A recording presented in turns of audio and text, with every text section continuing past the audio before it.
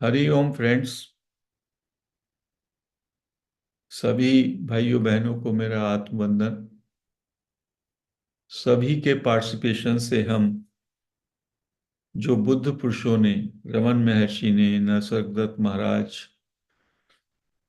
अन्य संतों ने जो ज्ञान, परम ज्ञान बताया और जो उनके जीवन में उतरा और जिससे वो जीवन मुक्त हुए, उसको जानने का हमारा प्रयास रहता है। और ज्ञान मार्ग के जो ये संत हुए, इन्होंने कहा यदि आपने उसको जान लिया, तत्व को जान लिया, अपने स्वभाव को जान लिया और स्वभाव में या स्वरूप में स्थित हो गए, तो वही रियलाइजेशन है, वही अनुभूति है, वही बुद्धत्व है।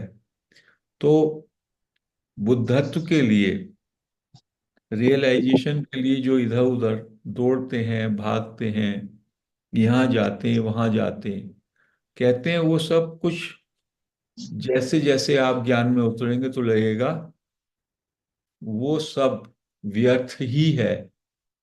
वो अभ्यास सारे का सारा व्यर्थ है, क्योंकि हमें मन बुद्धि इंद्रियों के पार जाना है।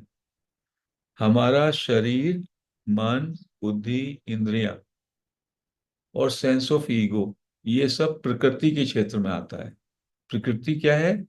जहाँ पे क्रिया है, जहाँ पे चिंतन है, जहाँ पे अभ्यास है। और जो हमारा रियल चेतन तत्व है, आत्मा है, वो ना करता है ना भोगता है, वो केवल साक्षी है, दृष्टा है। तो इसलिए जितना भी हम क्रिया करते हैं और जितना भी अभ्यास करते हैं, जितना भी चिंतन करते हैं, जप और तप भी करते हैं, वो सब हमें उस निर्गुण, निराकार चेतन स्वरूप पर की स्थिति में उससे कोई विशेष मदद नहीं मिलेगा। अंत में हमको उस अभ्यास को छोड़ना ही पड़ेगा। उस अभ्यास का केवल इतना ही उपयोग है, उसका महत्व केवल इतना है कि उस अभ्यास से आपका अंतःकरण शुद्ध होता है, आपके मन में शुद्धि आती है। जब सतोगुण की गुणों का गुणों में परिवर्तन होता है, आप सतोगुणी हो जाते हैं, आपका तमोगुण कम होता है। तो इसलिए कहा भी है, उत्तमा सहजावस्था, सब में उत्तम सहजावस्था है, मध्यमा ध्यान धारणा। और ध्यान धारणा जो है वो मध्यम दर्जे का है। कनिष्ठा शास्त्र चिंता, शास्त्रों को पढ़ना, शास्त्रों का चिंतन, वो कनिष्ठा और छोटा है। चाहे तीर्थ यात्रा अधमा अधमा, और तीर्थों की यात्रा जो है वो छोटे से छोटा साधन है। तो उस छोटे से छोटा साधन है, तीर्थ यात्रा कर लें, कहीं किसी के आश्रम में चले जाएं, कहीं कोई समाधि है वहां चले जाएं, किसी मंदिर में चले जाएं, ये तीर्थ यात्रा सब में छोटा साधन। उससे ऊंचा साधन है शास्त्र चिंतन, वेदों को पढ़ें, उपनिषद को पढ़ें, ये है। शास्त्र चिंतन से ऊंची है ध्यान धारणा, और सबसे ऊंची है सहजावस्था, जो सहज समाधि। यदि आप उस सहज अवस्था में पहुंच गए तो बस वही आपका स्वरूप का बोध है। स्वरूप में तो स्थित है ही आप, आपका बुद्ध बोध हो जाएगा। और उस बोध में क्या होना होता है? वास्तव में मात्र होना होता है, मात्र जानना होता है। और वो इस तरह से समझ में ना आए जैसे हम बता रहे हैं, तो आज उसकी युक्ति दूसरी है जो हम अपने प्लेटफॉर्म पे पहले कराते रहे हैं, चुप हो जाएं। चुप साधन, पूरी तरह से चुप हो जाएं, क्योंकि आपका स्वरूप चुप ही है। स्वरूप के स्तर पर आप पूरी तरह से चुप हैं, पूरी तरह से मौन हैं। तो किसी ने कहा भी है,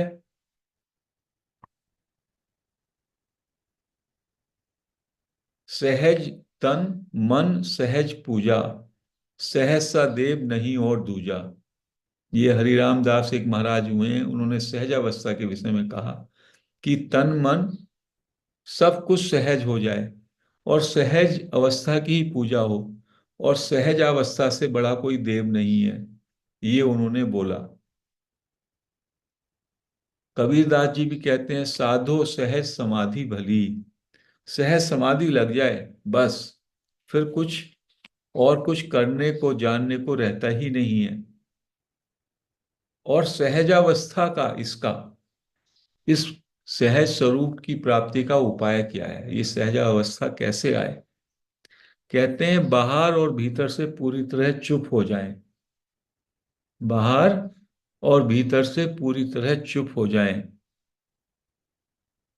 चुप हो जाने का क्या मतलब है? कुछ नहीं करना,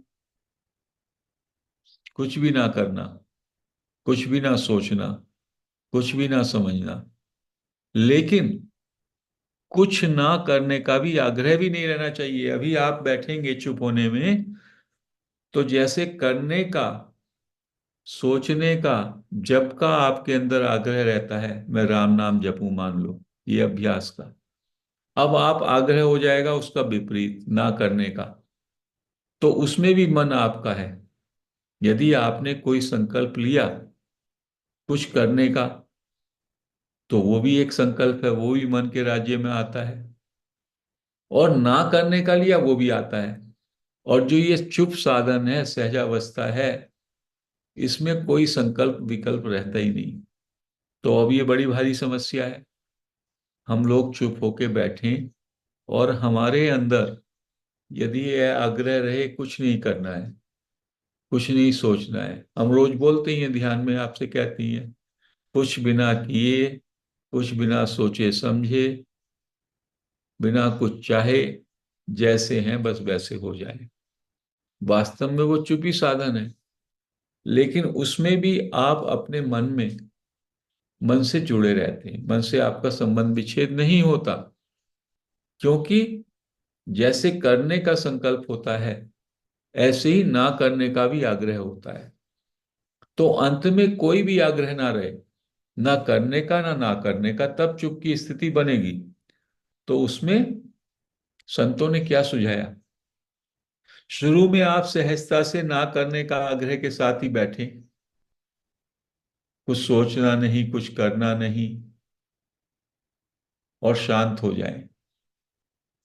धीमे धीमे कोई भी विचार आए आपके, तो वो विचार आ रहा है ऐसा ना सोचें, वो विचार जा रहा है, विचार जा रहा है। विचारों से तटस्थ हो जाएं। कोई भी क्रिया, कोई संकल्प, कुछ भी उठे, उसको लेट गो कहें, तो उससे आपके अंदर सहजता आ जाएगी। और ये सहजता का ही दूसरा नाम चुप साधन है। और यदि एक दो सेकंड को भी आप चुप हो गए, तो इससे असीम शक्ति पैदा होती है। क्योंकि ये निर्गुण, निराकार ब्रह्म ही है वो स्थिति में। करने से उतनी शक्ति पैदा हो ही नहीं सकती। करने में तो संकल्प विकल्प में भी आपकी शक्ति लगती है, खर्च होती है। जब हम काम करते हैं, थक जाते हैं तो सो जाते हैं। गहरी नींद में थकावट हमारी दूर होती है, क्योंकि हमारा मन, इंद्रियां, शरीर सबकी क्रियता छूट जाती है। तो फिर से करने की शक्ति आ जाती है। और जब हम कुछ नहीं करते, तो वो स्थिति कब होती है? जब हम सोते हुए होते हैं। लेकिन सोते हुए होने में हमें बेहोशी होती है। और सोने में जागना, सोने में हमारे अंदर होश रहे, ये चुप स्थिति वैसी ही है। ये दूसरा युक्ति है, इस तरह से आप चल लें। आंखें बंद करें, बस आराम से बैठ जाएं। एक दो सेकंड के लिए कुछ नहीं करना, पूरी तरह मौन, अंदर बाहर, बाहर भीतर पूरी तरह से शांत हो जाएं। बस कुछ आ रहा है विचार, उसको जाने दें। वो जो भी आए उसको सोचें, ये जा रहा है, जा रहा है। आएगा तो आप उसमें अटेंड करेंगे, जो जा रहा है उसको जाने दें। जैसे आप अपने घर के मकान में बैठे हैं, खिड़की खुली है, लोग आ रहे हैं जा रहे हैं सड़क पे। How does it matter? यदि कोई आपका गेस्ट आने वाला होता है, उसके लिए आप देखते रहते हैं, उसका इंतजार करते हैं, तो विचारों को आने वाला ना समझे, विचारों को जाने वाला समझे। जो भी जा रहा है जाने दें, अपना आप चुप बैठें। तो ये चुप में आपका चुप में ठहरना हो जाएगा, तो ये सहजावस्था आ जाएगी। जो सहजावस्था सब में ऊंची अवस्था है। तो टाइम की परवाह ना करें, बीच बीच में सहज अवस्था में आने लगे। कहते हैं यदि आप जो है आधा मिनट को भी चुप हो जाएंगे अंदर से, मौन, तो महामौन में चले जाएंगे, महाविश्राम में, जो कि आपका परम धाम है, परम स्वरूप है, जिससे सब कुछ उत्पन्न हो रहा है। उस परम मौन से ही, उस सत्ता से ही, अव्यक्त सत्ता से सब कुछ उत्पन्न होता है। तो ये सहजावस्था सब में बड़ी अवस्था है, ये आप जान लीजिए। अभी हमने पढ़ा भी, ये श्लोक भी पढ़ा। सहजावस्था जो है सब में उत्तम है, ध्यान भी उसके नीचे है, शास्त्रों का पठन पाठन सब उसके नीचे है। मैं जो ये बोल रहा हूं ये भी उसके नीचे, ये शास्त्रों के पठन पठन पाठन की तरह है। इस सब का तो उद्देश्य मात्र इतना है कि आप अपने स्वरूप का बोध हो जाए आपको। आप अपने स्वरूप में तो स्थित हमेशा रहते हैं। आप नींद में जाते हैं, चुप ही रहते हैं ना। उस परम चुप को, परम मौन को किसी तरीके से, वो जो नित्य प्राप्त है, स्वतः सिद्ध है, न करना आपका स्वभाव है। आप समझ लें, न करना वास्तव में स्वतः सिद्ध है। जब आप मन बुद्धि आदि का नियंत्रण स्वीकार करते हैं, जागने पर आपका मैं सेपरेट एंटिटी, सेपरेट पर्सनैलिटी बनती है, तब ये करने का भाव आता है, सोचने का भाव आता है। जब नींद में होते हैं तो आप बिल्कुल चुप हो जाते हैं, मौन हो जाते हैं। तो जो जागृत सुषुप्ति है वो भी चुप ही साधन है एक तरीके से। लेकिन इसको दूसरी तरीके से संतों ने बताया। संत कृपा करके हमें छोटी छोटी युक्तियां बताते रहते हैं, और जिनको संतों की पर श्रद्धा होती, वो एक ही युक्ति को पकड़ के अपना कल्याण हो जाता है। और दूसरे लोग कहते हैं अरे इस युक्ति में क्या है। परमात्मा को जानना तो हमें बड़ी बातें जाननी पड़ेंगी ना। हमारे मन में ये है, बहुत साधन करना पड़ेगा, बहुत अभ्यास करना पड़ेगा, ऐसा मन में हमारे लोगों ने कंफ्यूजन पैदा कर दिया। ये कंफ्यूजन है, जितने मिनट आपको जितना आप जितना आपका उम्र है उतना मिनट बैठना है, या उतना बैठो आप, उतना मिनट बैठो, ये कहीं से किसी ने बोल दिया। कोई कुछ भी बोलता है, हम उसको जो है अपने लिए अनुशासन का सूत्र मानते हैं। आत्मा पे कोई अनुशासन ही नहीं है। आत्मा का मतलब है जस मौन। वो सारे क्रिया से, सारे विचारों से, सारे निर्णय से, सबसे अछूती है आत्मा। आत्मा ऐसा तल है जहां कोई क्रिया, जहां कोई अभ्यास चलता ही नहीं, और वो आपका स्वरूप है, और हमेशा है। उस पे आवृत्ति आ गई है, उस पे आवरण आ गया है, मन का, बुद्धि का, करने का, भोगने का। हम अपने को कर्ता मानते हैं और भोक्ता मानते हैं, तो हमने कर्ता की चादर चढ़ा दी। फिर हम कर्मों से बचना चाहते हैं, भोगना भी चाहते हैं, और कर्म फल से, कर्मों के बंधन से निकलना भी चाहते हैं। तो इन गुरु महाराज ने कहा कि आप कर्ता नहीं हो। जैसे ही आप कर्ता नहीं है, तो आप पे कर्म का सिद्धांत लागू ही नहीं होता। कर्ता नहीं है तो अक्रिय है। चेतन तत्व अक्रिय है, ना वो करता है ना भोगता है, वो केवल साक्षी है। और इसका सब में महान युक्ति है अंदर बाहर से चुप हो जाना। हमें कुछ भी नहीं करना है, कुछ भी नहीं सोचना है, बस विश्राम में रहना है। इस विचार के साथ अंदर बाहर से चुप होकर के बैठो, जो आज हम करेंगे। और मन ने माने, यदि किसी का मन इसमें ना लगे, तो ये मान लो सब जगह परमात्मा ही भरा हुआ है, सब जगह परमात्मा से ही परिपूर्ण है। परमात्मा परमात्मा, ये दूसरे नंबर का, यदि किसी से चुप ना हुआ जाए तो सब जगह जब एक ही तत्व है, सब जगह एक चेतन तत्व ही व्यापी है, अखंड है, तो वैसा सोच करके चुप हो जाओ। और कुछ लोग जो हैं, उनको ये भी नहीं चलेगा, वो सगुण साधना में लगे हुए हैं। कोई शिव की आराधना कर रहा है, जिसकी भी आराधना कर रहे हैं, तो आप उसके चरणों में, प्रभु के चरणों में, मान लो हम प्रभु के चरणों में गिर गए एकदम और चुप हो गए। जैसे आप पैर पकड़ लेते हो दास्य भाव, बस पैरों में गिर जाओ अपने इष्ट देव के, कल्पना में, और चुप हो जाओ, बस पैर पकड़ लिए। रात को जो सोते हैं भक्त, वो पैर पकड़ के ही सोते हैं। कोलकाता में हम एक गुरु जी से मिले, एक बाबा से मिले, वो कृष्ण के भक्त थे और उनके गुरु कृष्ण के भक्त थे। तो वो रात को सोते समय कहते हैं, मैं तो अपने बाबा के पैर पकड़ के सो जाता हूँ, फिर बाबा कहते हैं, उठा देते हैं मुझे, और मैं फिर सारे धाम घूमता हूँ, वृंदावन, ये वो सगुण के उपासक थे। तो उसको कहते हैं समर्पण। तो समर्पण में भी आप चुप हो जाते हैं पूरी तरीके से। तो ज्ञान मार्ग में स्वभाव में आप अपने स्वभाव में जिए, अपने स्वरूप में रहें। अभी हम प्रभाव में रहते हैं।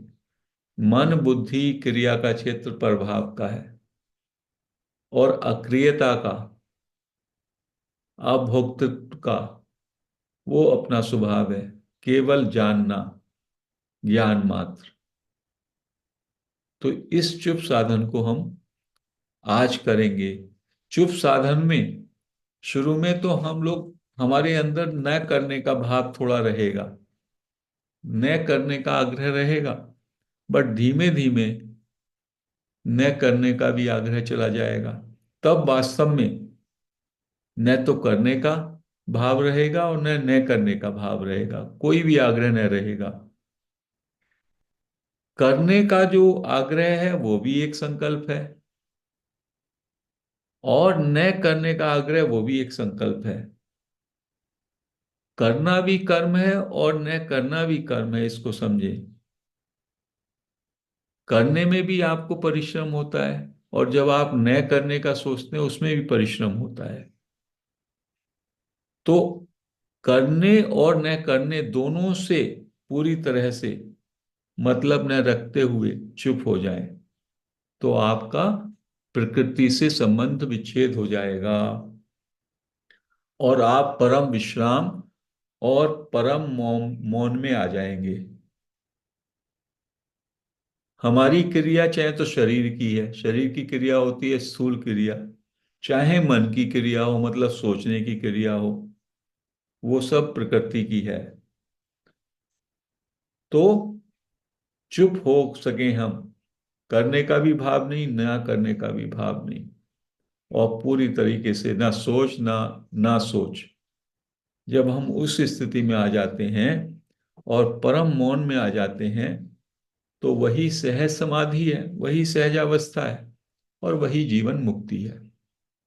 इस प्रैक्टिस को आज हम करेंगे, वास्तव में चुप होना, बस इसको करेंगे। सो फ्रेंड्स, आज हम इस चर्चा को यहीं समाप्त करते हैं। हरिओम।